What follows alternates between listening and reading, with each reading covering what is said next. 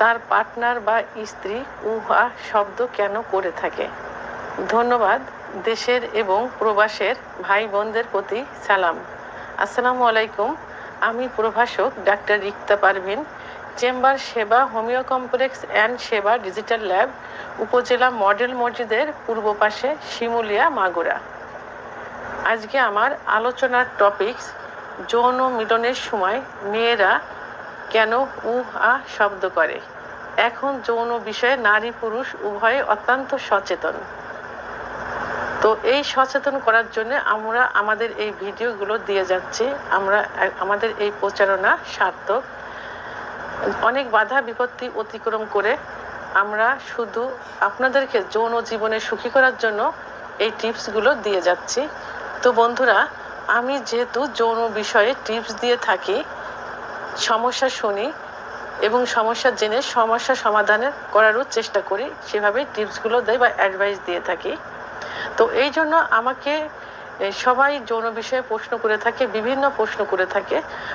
এখনো সে ধরনের একটা প্রশ্ন করা হয়েছে, অর্থাৎ কয়েকদিন এই প্রশ্নটাই বেশি আসছে।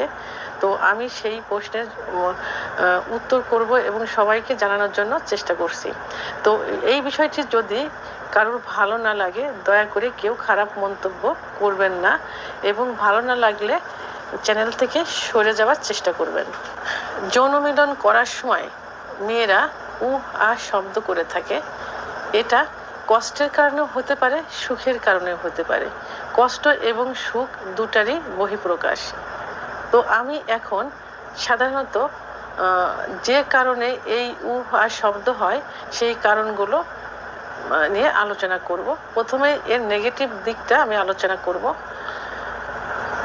নেগেটিভ দিকের প্রথমটা হলো যে যখন মেয়েদের প্রথম বিয়ে হয়, অর্থাৎ প্রথম বাসর ঘর হয়, সেই বাসর রাতে মেয়েরা সাধারণত আতঙ্কিত অবস্থায় থাকে এবং তাদের সতীচ্ছেদ পর্দাটা তখন খুবই সংকুচিত থাকে। আর সতীচ্ছেদ পর্দাটা যে ওখানে আটা থাকবে, অর্থাৎ যোনির মুখ যে বন্ধ থাকবে সেটা না, এটা খোলা অবস্থায় থাকে, রাবারের মতো থাকে, সংকুচিত থাকে। যদি মিলনে যাওয়ার সময় তারা উত্তেজিত না হয়, অর্গাজম না হয়, কামরাজ বের না হয়, জায়গাটা পিছিয়ে না হয়, তাহলে যোনিপথ শুষ্ক থাকে। সেই শুষ্ক যোনিপথে আননোন হাজবেন্ডের সঙ্গে যদি সহবাস হয় তাহলে জায়গাটায় চিড়ে যেতে পারে